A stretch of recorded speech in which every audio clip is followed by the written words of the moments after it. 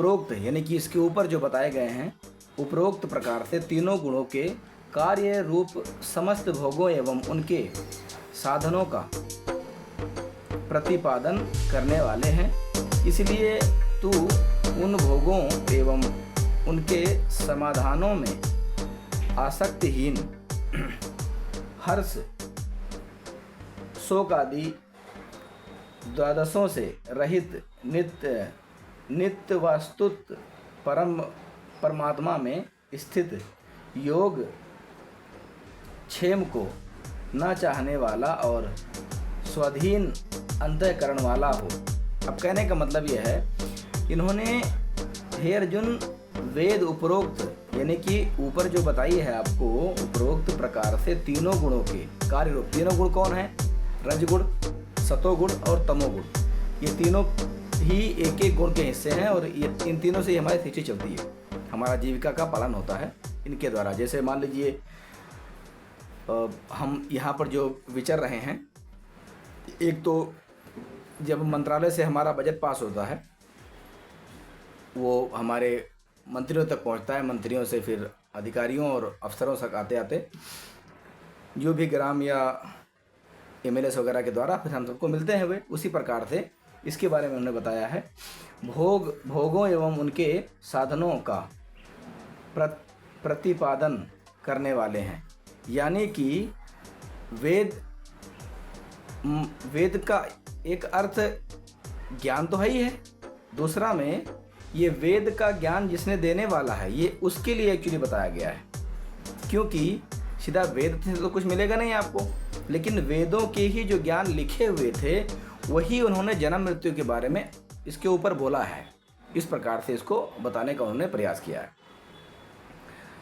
इसलिए तू उन भोगों एवं उनके साधनों में आसक्तिहीन, हर्ष, शोक आदि द्वंद्वों से रहित नित्य युक्त परमात्मा में स्थित योग क्षेम को न चाहने वाला और स्वाधीन अंतःकरण वाला हो। अब एक बात बताइए, एक बार जब आप किसी को बोलोगे भाई आप ले लो सुपारी, इसको मारना है इन लोगों को, तो उसका अंतःकरण साफ कैसे हो पाएगा? ये दो, इसीलिए मैंने बार बार कहा कि ये दो मुही बातें हैं। एक तरफ तो ऊपर आपने उसको इतना बड़ा लाभ, इतना सबको दे दिया कि अगला आदमी उस पर मोहित हो जाए, है ना, उसके लिए करने के लिए अग्रसर हो जाए। अब क्या कह रहे हो कि तू स्वाधीन अंतःकरण वाला हो। हे भाई स्वाधीन कैसे होगा वो? धीरज कैसे रखेगा वो? स्वाधीन मतलब धीरज रखना हो गया, अपने आप में शांत कैसे शांत रहेगा कोई? आप जरा मुझे बताएं, यदि आपको किसी को मारने की सुपारी दे दी तो आप उस सुपारी के लिए तैयारी बनाओगे कि इसको कब टपकाएं हम, छुट्टी पाएं? या किसी को कोई टारगेट दे दे आपको, मान लीजिए पूजा भक्ति करने का, तो आप उस टारगेट को पूरा करेंगे या अन्य कोई कारण न करके इनका इस प्रकार से जो वाक्य है या वचन है उनको आप सुनेंगे? निश्चय ही आप जिस कार्य के लिए आपको प्रेरित किया जा रहा है वही करोगे आप। फिर कैसे अंतःकरण आपका साफ होगा? और इससे तो हत्या करने से अंतःकरण मलिन होता है, और मलिन अंतःकरण से आप कभी भी स्वाधीन अंतःकरण उतना शीघ्र हो नहीं पाओगे। इसके लिए सत्संग और संतों की, यज्ञों की, पुण्यों की आवश्यकता होती है, जिसमें बहुत लंबा समय लगता है। ये है 45। अब आगे बढ़ते हैं 46 के लिए। ब्रह्मज्ञ ब्राह्मणों के लिए वेदोक्त कर्म रूप सुख भोग के प्रयोजन नित्य का कथन 46, अध्याय 2 का 46। क्योंकि सब ओर से परिपूर्ण जलाशय के प्राप्त हो जाने पर छोटे जलाशय में मनुष्य का जितना प्रयोजन रहता है, ब्रह्म को तत्व से जानने वाले ब्राह्मण का समस्त वेदों में उतना ही प्रयोजन रह जाता है। ये बहुत बड़ी बात है। ये शायद बात मेरे से सुलझे भी ना, और सोचने के लिए पूरी की पूरी बहुत लंबा गाथा देना पड़ता है, फिर भी शॉर्टकट में बताने का प्रयास कर रहा हूँ मैं। सब ओर से, जैसे कि सब ओर से जलाशय प्राप्त हो जाने पर छोटे जलाशय मनुष्य की जितना प्रयोजन रहता है, ब्रह्म को तत्व से जानने वाले ब्राह्मण का समस्त वेदों में उतना ही प्रयोजन रह जाता है। कहने का मतलब है, जब आप पूर्ण परमात्मा को जान लेते हो, अर्थात संपूर्ण ज्ञान आप समझ लेते हो, तो उस समय आपके लिए जो छोटा, जो इसके बाद वाला, जैसे मान लीजिए अभी हम गीता पढ़ रहे हैं, रामायण या अन्य जो भी ग्रंथ हम पढ़ रहे हैं, उन ग्रंथों में हमारी उतनी ही आशा रह जाएगी जितना कि एक, समझो कि एक छोटे जलाशय में, मान लीजिए एक छोटी रसोई का होता है, बड़े रसोई में अंतर होता है, उसी प्रकार से रह जाएगी।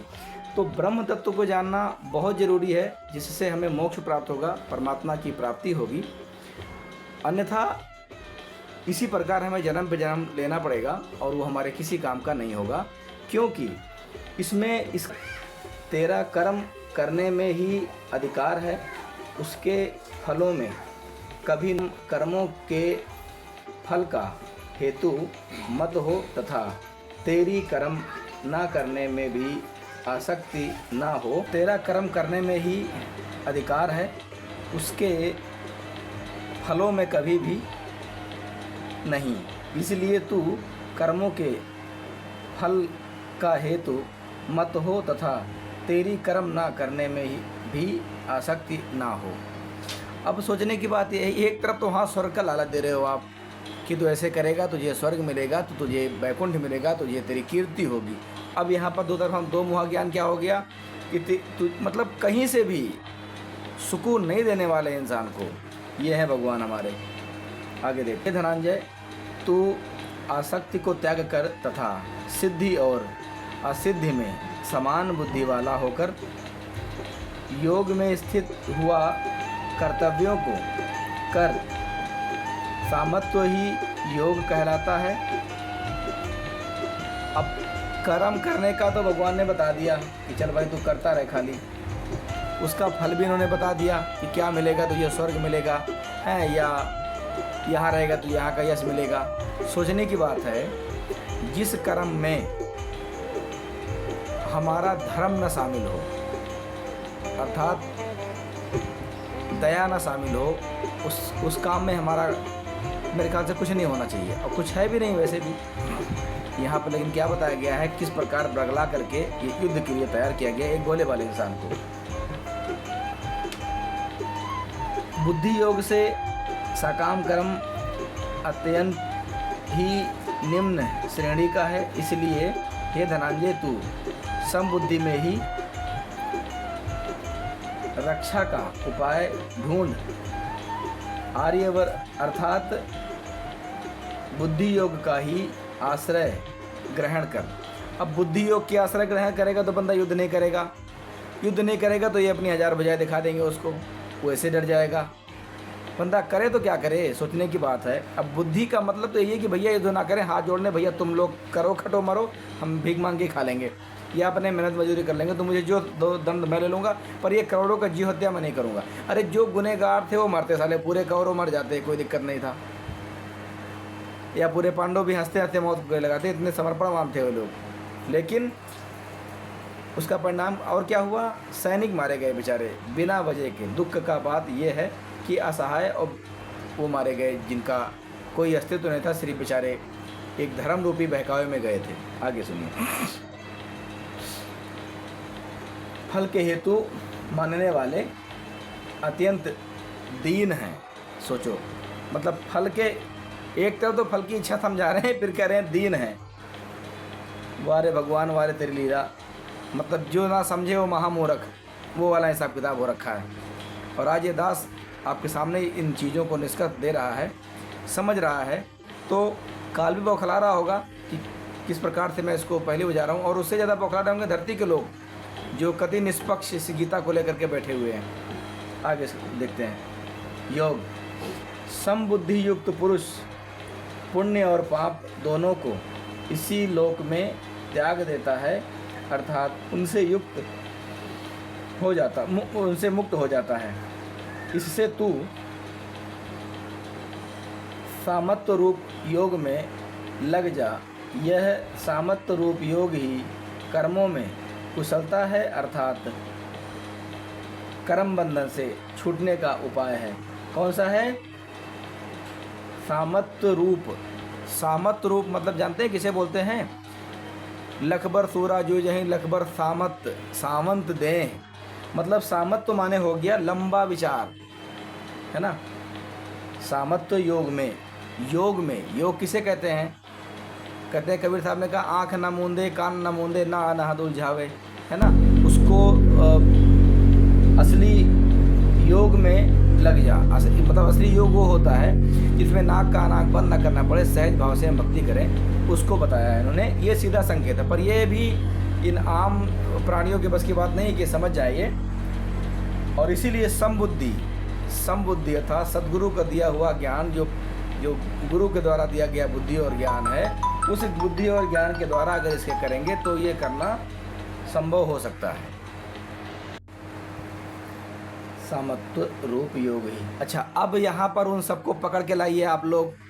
और जितने मूर्ख लोग ये बोल रहे हैं महामंडलेश्वर बने बैठे हैं, कर्म भोगने से जाता है, जितने कथावाचक बने बैठे, लड़ चलो को सर, जितने कथावाचक बने बैठे हुए हैं, इन सबको पकड़ के लाओ, यहीं पटक पटक के मारो इनको अब, और इनके होश ठिकाने लगा दो। क्योंकि अब जो कहने जा रहा हूँ सुनिए, श्रीमद् भगवद गीता अध्याय 2 का श्लोक 40 मैं पढ़ रहा था। अब इसमें देखिए, कर्मों में कुशलता है, अर्थात कर्म बंधन से छूटने का उपाय है। जब भगवान बता रहे हैं कि यहाँ कर्म बंधन से छूटने का उपाय है, तो भैया ये जो बता रहे हैं कर्म के फल भोगने पड़ते हैं, ये कहाँ के हैं? ये अनिरुद्धाचार्य हो गए, और कौन से 4-6 हैं कुछ, वो एमपी वाले, वो हनुमान जी के पुजारी, क्या नाम था उनका, धीरेन्द्र शास्त्री जी लगाऊंगा, छोटा बंदा मेरे से, लेकिन मजबूरी है कि योग्यता में आगे है, थोड़े बहुत संस्कृत भी पढ़े हैं बंदे ने, तो थोड़ा सा मेरे लिए सम्मान तो सभी का है, वो लगे भगवान के लिए हैं, पर फंस गए वो लोग गलत बेचारे। इस प्रकार से अब फिर से पढ़ देता हूँ एक बार मैं इसको, अध्याय 2 का श्लोक 40। समबुद्धि युक्त पुरुष पुण्य और पाप दोनों को इसी लोक में त्याग देता है, अर्थात उनसे युक्त हो जाता है। इससे तू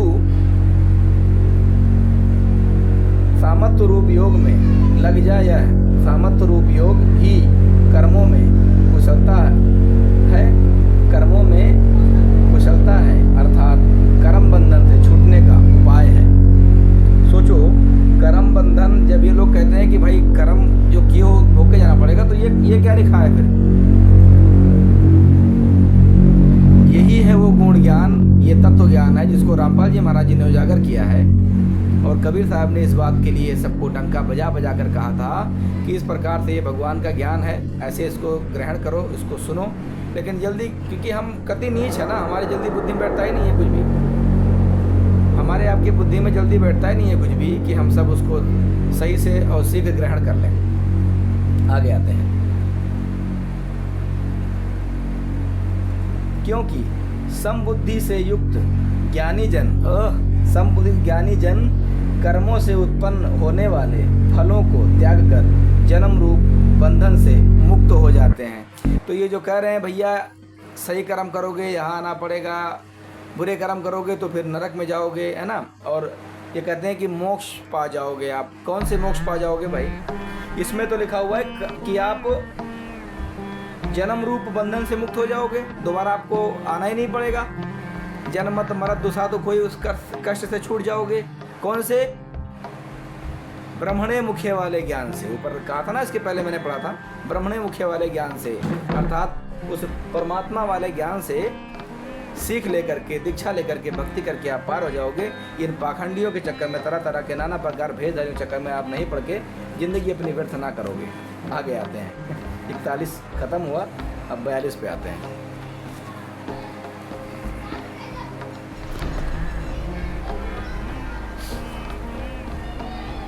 निर्विकार परम पद को प्राप्त हो जाता है। यानी कि इसका फिर से पद बताओ, नहीं छोड़ न जाए।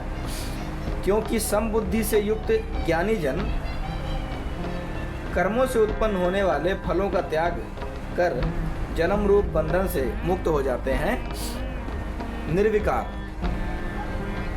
परम पद को प्राप्त हो जाते हैं। निर्विकार बेऐब परवरदिगार, ये आप कभी भी अगर मान लीजिए पढ़ते हैं गुरु ग्रंथ साहिब, तो उसमें इसका वर्णन दिया हुआ है। निर्विकार मतलब होता है जिसमें कोई ऐब ना हो।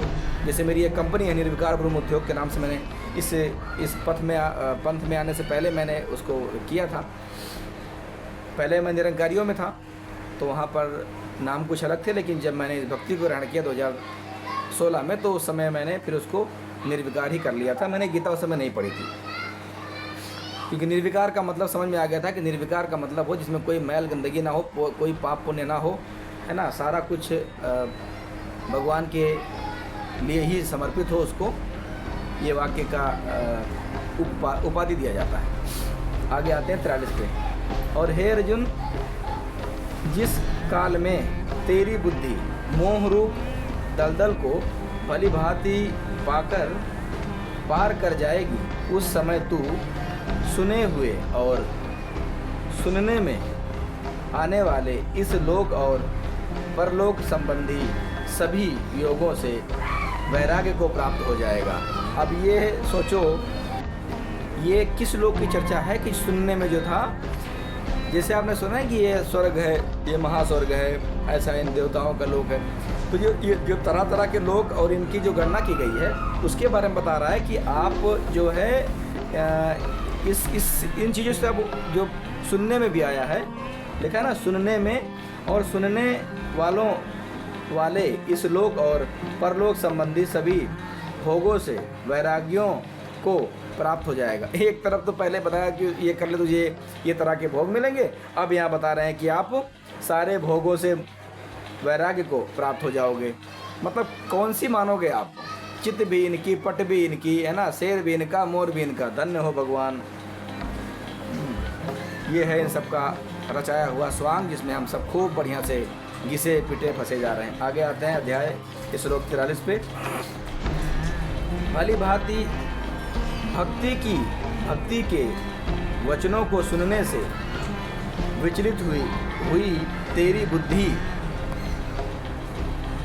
जब परमात्मा में अचल और स्थिर ठहर जाएगी, तब तू योग को प्राप्त हो जाएगा, अर्थात तेरा परमात्मा से नित्य संयोग हो जाएगा। तो भैया ये लोग कौन सी भक्ति बता रहे हैं कि तुम भगवान से मिलोगे नहीं, तुम्हारे कर्म फल तुमको भोगने पड़ेंगे। इसका मतलब कि कोई परमात्मा इस गीता से परे भी है, इसका मतलब कोई भगवान है जो इससे अलग है, अन्यथा भगवान को बताने की भाई जाहिर सी बात। जो कहते हैं कि श्री वे 3 देवता ही हैं, इसमें इसका प्रमाण दिया है कि वो भगवान भी कोई है और भी है कोई, जहाँ जाने के बाद कोई लौट के नहीं आएगा। मतलब इसको मैंने पहले जब ऑडियो में इसको पढ़ा था तो मैं बहुत भावुक हो गया था, लेकिन अब पढ़ने पे, दोबारा पढ़ने पे इसको ये ऐसा गजब का गीता रूपी दूध है, जितना मथोगे उतना ही घी निकलेगा। सॉरी, दही है, जितना मथोगे उतना ही घी निकलेगा इसमें से। अब और आँख खुल रही है मेरी कि जब इसमें ही दर्शा दिया है, अध्याय 2 में शुरुआत में ही मामला बन रहा है, तो आज तक ये जो ऋषि महर्षि बने बैठे हुए हैं अपनी हंडिया लटकाए हुए, ये अभी तक कहाँ मर गए थे? इनकी बुद्धि में नहीं आया था कि इसको जन समुदाय को पढ़ के बता दूं, लेकिन इनकी बुद्धि नहीं पहुंचने वाली यहाँ तक। जब ये राधे राधे जपने से आगे बढ़ते नहीं हैं तो आधे में लटके ही रहेंगे, जपेंगे राधे, रहेंगे आधे। यही काम है इनका, और कोई वो अन्य मतलब नहीं है इनका।